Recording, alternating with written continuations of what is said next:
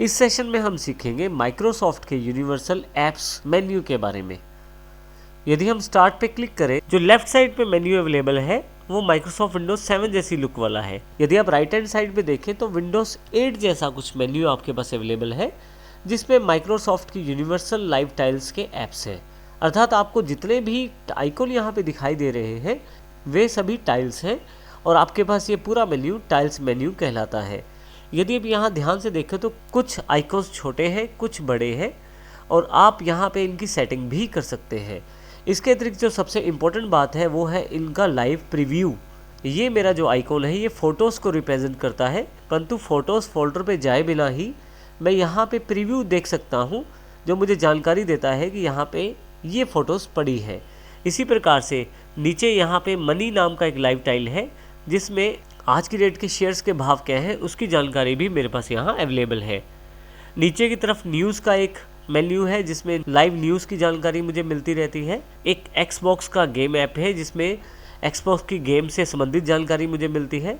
तो इस प्रकार काफ़ी सारी लाइव टाइल्स हैं जहाँ मैं इन्फॉर्मेशन को लाइव या स्लाइड शो के रूप में देख सकता हूँ। आप अपनी आवश्यकता अनुसार भी यहाँ पे टाइल्स मेन्यू में अपनी रिक्वायरमेंट के अनुसार अपनी ऐप्स के शॉर्टकट को यहाँ पे प्लेस कर सकते हैं टाइल्स के रूप में। इसके लिए जिस सॉफ्टवेयर या जिस ऐप को आप यहाँ पे टाइल्स में लाना चाहते हैं, आप राइट क्लिक करें। जैसे मैं नोटपैड पे राइट क्लिक कर देता हूँ, पिन टू स्टार्ट कर दें। जैसे ही पिन टू स्टार्ट करेंगे एक टाइल यहाँ पे अवेलेबल हो जाएगी। जैसे यहाँ पे नोटपैड का एक आइकॉन अवेलेबल हो गया है टाइल के रूप में। इसी तरह से माइक्रोसॉफ्ट वर्ड के ऐप के आइकॉन को भी यहाँ लाना चाहता हूँ। फिर से राइट क्लिक करेंगे और पिन टू स्टार्ट कर देंगे। आप देखेंगे कि इस प्रकार आप अपने ज़्यादा प्रयोग करने वाले ऐप्स के आइकॉन को टाइल्स में शामिल कर सकते हैं। आप किसी ऐप को टाइल्स मेन्यू में आसानी से ऐड कर सकते हैं ड्रैग करने के द्वारा। इसके लिए आप ऐप को सिलेक्ट करके रखें, बिना लेफ़्ट क्लिक छोड़े और ड्रैग करते हुए अपनी ऐप के आइकॉन को टाइल्स मेन्यू में ले आएँ। जैसे ही आप छोड़ेंगे तो आपके देखेंगे कि यहाँ पे टाइल्स मेन्यू में आकर उस ऐप का आइकॉन ऐड हो गया है। यदि आप यहाँ से किसी टाइल को हटाना चाहते हैं या आइकॉन को हटाना चाहते हैं तो उसके लिए राइट क्लिक करें। जैसे मैं नोटपैड को हटाना चाहता हूँ, अनपिन फ्रॉम द स्टार्ट कर दें। तो जैसे ही आप अनपिन फ्रॉम द स्टार्ट करेंगे आपके पास ये टाइल हट जाएगी। इसी तरह से वर्ड में भी अनपिन फ्रॉम स्टार्ट कर देता हूँ मैं। मेरे पास ये दोनों आइकॉन हट गए हैं और यहाँ इन आइकॉन्स को हटाने से, इन टाइल्स को हटाने से स्टार्ट बार में शामिल जो पहले से मेरे पास आइकॉन है उन पे कोई भी असर या उन पे कोई भी प्रभाव नहीं पड़ेगा। इसके अतिरिक्त यदि हम किसी आइकॉन या किसी टाइल पे राइट क्लिक करें तो हमारे पास काफ़ी सारे ऑप्शन अवेलेबल हो जाते हैं। जैसे अभी हमने एक ऑप्शन किया है अनपिन फ्रॉम द स्टार्ट। इसके अतिरिक्त यदि हम किसी भी टाइल पे राइट क्लिक करें तो हमारे पास काफ़ी सारे ऑप्शन अवेलेबल हो जाते हैं। अनपिन फ्रॉम स्टार्ट ये हमने अभी किया है। इसके अतिरिक्त मैं अपनी टाइल को रिसाइज भी कर सकता हूँ। रिसाइज में मेरे पास 4 ऑप्शन अवेलेबल है। अभी आप देखेंगे कि यहाँ पे लार्ज ऑप्शन सिलेक्टेड है। अभी मैं इसको स्मॉल कर देता हूँ तो जो टाइल है वो बिल्कुल छोटे से रूप में यहाँ पे स्मॉल आइकॉन के रूप में अवेलेबल हो गई है। फिर से राइट क्लिक करता हूँ रिसाइज पे मीडियम, तो मीडियम रूप में मेरे पास अवेलेबल हो गई है। और देखिए यहाँ पे स्लाइड शो भी उसका एक्टिवेटेड है। फिर से मैं राइट क्लिक करता हूँ और वाइड कर देता हूँ। ऐप के आइकॉन की चौड़ाई बढ़ गई है और उसने अपने स्पेस को फिक्स कर लिया है। यदि मैं इसे और बड़ा करके देखना चाहता हूँ तो रिसाइज लार्ज, तो आप देखेंगे फिर से उसी शेप में मेरे पास टाइल अवेलेबल हो गई है जिस शेप में पहले थी। आपकी टाइल पे जो स्लाइड शो दिखाया जाता है आप उसको डिसेबल भी कर सकते हैं।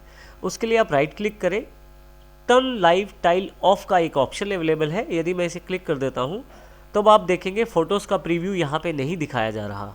यदि मैं फिर से प्रीव्यू देखना चाहता हूँ तो फिर से राइट क्लिक करूँगा और टर्न लाइव टाइल ऑन कर दूंगा। यदि मैं यहाँ राइट क्लिक करके फिर से टर्न लाइव टाइल फीचर्स को ऑन कर लेता हूँ तो आप देखेंगे कि स्लाइड शो फिर से अवेलेबल हो गया है। इस प्रकार आप किसी भी टाइल का आप स्लाइड शो या प्रीव्यू ऑफ या ऑन कर सकते हैं। यहाँ मैं अपनी आवश्यकता अनुसार इन टाइल्स को ऊपर नीचे ड्रैग भी कर सकता हूँ।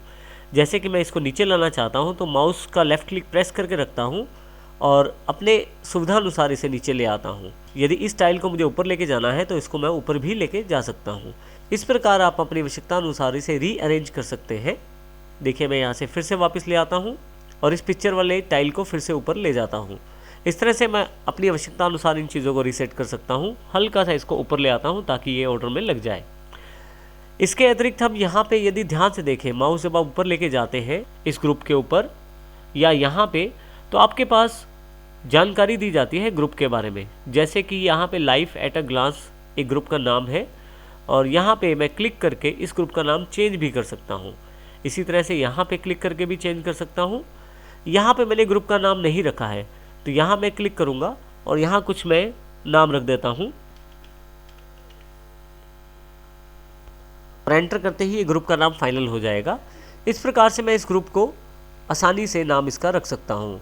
इसके अतिरिक्त मैं चाहूँ तो पूरा का पूरा ग्रुप भी मूव कर सकता हूँ। जैसे मैं यहाँ ग्रुप को ऊपर से पिक करूँगा और इस ग्रुप को ऊपर ले जाता हूँ तो देखिए ऊपर वाला ग्रुप नीचे आ गया है और नीचे वाला ग्रुप ऊपर चला गया है। इस प्रकार से टाइल्स मेन्यू को आप अपने अकॉर्डिंग व्यवस्थित कर सकते हैं, ऑर्गेनाइज कर सकते हैं अपनी आवश्यकता अनुसार।